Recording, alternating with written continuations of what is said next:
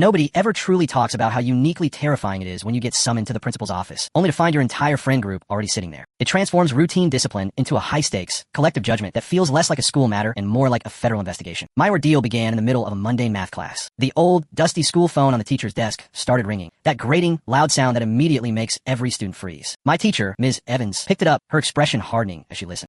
Okay, I'll tell them, she said curtly. She hung up and scanned the room, landing directly on me. Tyler, you need to go to the principal's office right now. My immediate thought was wildly optimistic.